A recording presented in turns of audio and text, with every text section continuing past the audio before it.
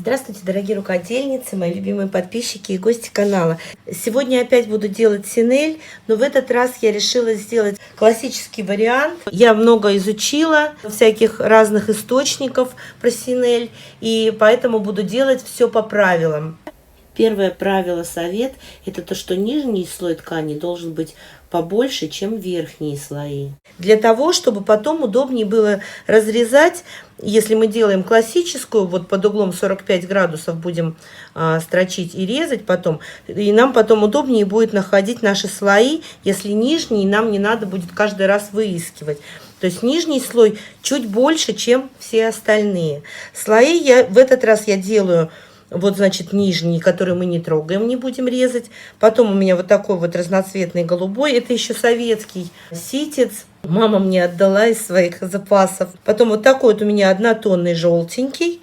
Вот такой вот разноцветный. У меня кусочек остался. Покупала года 2 назад. И вот такой, это тоже советский ситец. Это тоже мне отдавала мама. У меня целых 5 метров этой ткани, как и вот этой.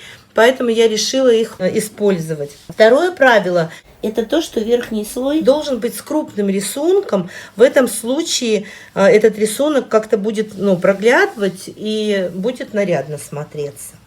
Третье правило – это то, что волокна в ткани у нас располагаются под прямым углом, а мы режем по косой под углом 45 градусов к долевой нити. Четвертое правило – это то, что мы строчим, когда...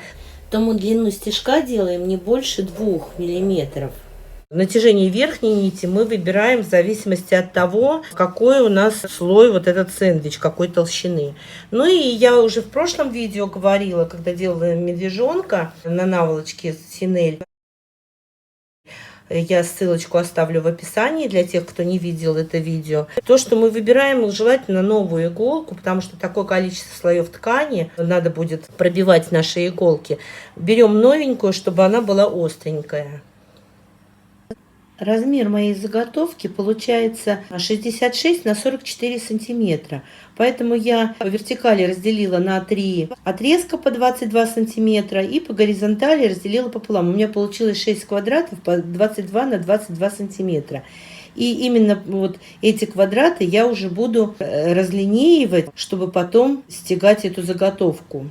Я, кстати сказать, подумала и решила, что вот от этих линий, которыми я разметила квадраты свои, я от каждой отступила по сантиметру в каждую сторону и тоже прорисовала эти линии. Я решила, что отстрочку я буду делать именно по ним. Пристрочила основные свои квадраты, выделила. Я не показала, но я скрепляла булавочками по краям свой сэндвич этот, для того, чтобы... как-то это все у меня не ездило друг относительно друга. Так что снимаю булавочки и начинаю делать разметку. Я буду расстояние делать между строчками 2 сантиметра. Это максимальное расстояние, которое рекомендуют делать между строчками. Вот так я расчертила квадраты в шахматном порядке и буду строчить. Еще одно правило, это когда мы строчим все время в одном направлении. То есть начали сверху вниз, дострочили до низу, опять возвращаемся наверх и строчим опять сверху вниз. Вот такое получилось полотно на данный момент. Все прострочила, все свои квадратики. Ну и приступаю к разрезанию своей синели. У меня получается, что резать мне надо 4 слоя ткани. Режу до шва. Еще один совет, который я читала, я в разных источниках смотрела, но вот в одном из источников мне попалось по поводу синели, что хорошо бы вот по краю, вот по этому сантиметр расставлять не разрезанным, резать отступая сантиметр. Но, во-первых, так гораздо труднее, а во-вторых, этот совет как-то не совпадает с тем советом, что для чего мы тогда вот эту нижнюю ткань оставляли длиннее. Мы-то его оставляли длиннее, чтобы потом не разрезать его случайно, чтобы резать удобно было остальные слои. Конечно, если край будет не разрезанный первый сантиметр, то нам потом кант будет удобнее гораздо пришивать, ничего не будет цепляться. Но тут уж надо выбирать. Мне удобнее все-таки разрезать сразу полностью, не отступая никакой сантиметр от края. Да и всем так удобнее. Не буду себе затруднять жизнь, буду пока резать все, что режется. буду резать так вот по серединке своих простроченных полосок до швов. Можно делать было ширину вот этих полосок 1,5 сантиметра, но так как у меня ножницы огромные, то я сделала 2, потому что в 1,5 сантиметра мне пришлось бы втискивать эти ножницы, было бы тоже не очень удобно. Я делаю так, чтобы облегчить себе жизнь. Когда я дохожу до закрытых швов, со всех сторон они у меня закрыты, я уже показывала в прошлом видео с синелью, но здесь я решила все собрать, все свои навыки, знания, и теоретические, и практические. Я беру распарыватель и посередине строчки прорезаю такое вот отверстие. Вот при этом мне надо так прорезать, чтобы нижний слой не затронуть. То есть я вот разрезала сначала 3 слоя, потом 4-й захватила, и 5-й у меня светлый, нижний. Он у меня не затронут. Вот он. С этой стороны у меня все целое. После того, как я вот такую надсечку сделала, я уже беру ножницы и ножницами уже спокойненько разрезаю посередине своей полоски. Я порезала все полоски, которые у меня застрочены под углом 45 градусов, и дошла до вот этих вот полосок, которые у меня под прямым углом. Вот эти квадратики, которые у меня остались, я их разрезала по диагонали, вот видно, да? И один, и другой. А вот эти прямые полоски я прорезаю только до желтого слоя. И так как они у меня не под углом 45 градусов, они будут плохо махриться. Поэтому я их на расстоянии 1 сантиметра примерно друг от друга делаю вот такие вот разрезики до шва, чтобы они тоже у меня были махровые после того, как я все постираю. И то же самое делаю со всеми вот этими полосками, которые у меня прямые. Весь мой будущий коврик я уже порезала. И теперь еще советы по поводу стирки. У одной рукодельницы я видела совет или прочитала, не помню уже.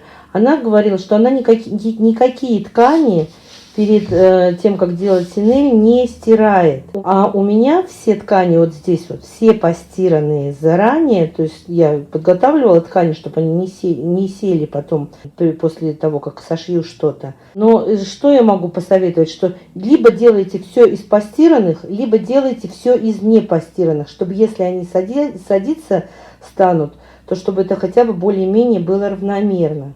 Вот эта мастерица, которая советовала все не стирать, она сказала, что вот эти вот волны, которые вот появятся после того, как постираете, будут более явными. И второй момент по поводу стирки. Вы же понимаете, что будет очень много ниток вытряхиваться отсюда, и можете засорить себе машинку.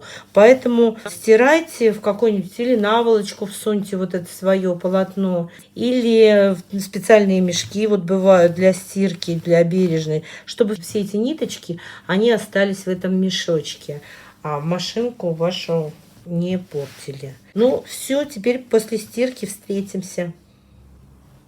Девчонки, посмотрите, какая красота получилась, какой обалденный коврик. Я уже его сшила полностью и кант сделала. И я что хочу сказать, после стирки он распушился, но не так.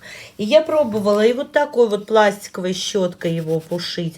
Но вот размахрились только парочка верхних слоев, и то не очень хорошо. И в результате лучше всего у меня вот такая вот щетка для укладки волос помогла. Она прям вот хорошо мне все размахрила, распушила. И так что вот это еще один совет, чем пользоваться. Ну, я не знаю, может быть, какие-то другие у вас есть способы, если вы уже делали синель и у вас получилось, то тоже можно. Вот смотрите, вот такие вот ниточки, вот если длинные вот получились, их просто можно обрезать по длине остального ворса. Будет красота. Прямо очень мне нравится. Он получился такой нежный, этот коврик. Вот смотрите, была вот эта верхняя ткань такая, и теперь все такое вот пушистенькое, хорошенькое стало. Меховое. Дорогие друзья, если вы знаете еще какие-то секреты изготовления синели, напишите, пожалуйста, в комментариях, и мы тоже будем знать. Не забудьте подписаться на мой канал, ставьте лайк. И спасибо большое всем, кто досмотрел до конца.